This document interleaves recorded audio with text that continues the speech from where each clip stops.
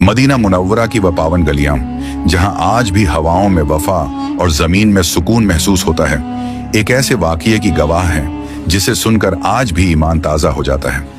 एक तरफ नबी करीम हजरत मोहम्मद सल्लल्लाहु अलैहि वसल्लम के प्यारे नवासे थे और दूसरी तरफ वह शख्सियत जिनके नाम से जालिम कांपते थे, अमीरुल मोमिनीन हजरत उमर फारूक रजी अल्लाहु अन्हु। आज हम आपको उसी अजीम वाक़ये के सफर पर ले चलेंगे जहां मासूमियत और इंसाफ का एक ऐसा संगम हुआ जिसने तारीख के पन्नों पर अपनी अमिट छाप छोड़ दी। वाक़ये की शुरुआत मदीना की उन गलियों से होती है जहां हजरत अली रजी अल्लाहु अन्हु के शहजादे हजरत हसन रजी अल्लाहु अन्हु और हजरत हुसैन रजी अल्लाहु अन्हु अब्दुल्लाह बिन उमर के साथ खेल रहे थे। बच्चों की फितरत होती है कि खेलते खेलते कभी मामूली सी बात पर बहस हो जाती है। उस दिन भी कुछ ऐसा ही हुआ और मासूमियत के आलम में हजरत हुसैन रजी अल्लाहु अन्हु की जुबान से एक जुमला निकल गया, ऐ अब्दुल्लाह, तुम तो गुलाम के बेटे हो। ये सुनते ही नन्हे अब्दुल्लाह की आंखों में आंसू आ गए और वह रोते हुए अपने वालिद हजरत उमर फारूक रजी अल्लाहु अन्हु के पास पहुंचे। हजरत उमर, जो इंसाफ की खातिर अपनों को भी नहीं बख्शते थे, उन्होंने इस बात को बहुत संजीदगी से लिया और फैसला किया कि इसका फैसला मस्जिद नबवी में सबके सामने होगा। अगले दिन मस्जिद नबवी सहाबाए किराम से भरी हुई थी।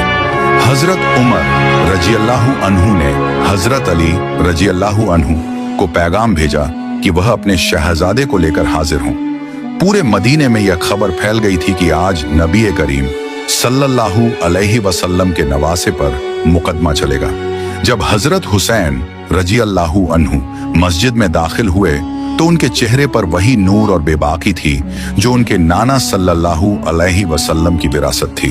हजरत उमर रजी अल्लाहु अन्हु ने बड़े धीमे लेकिन वजनी लहजे में पूछा, हुसैन, क्या यह सच है कि तुमने मेरे बेटे को गुलाम का बेटा कहा? पूरी मस्जिद में सन्नाटा छा गया और सबकी निगाहें नन्हे हुसैन रजी अल्लाहु अन्हु पर टिक गईं।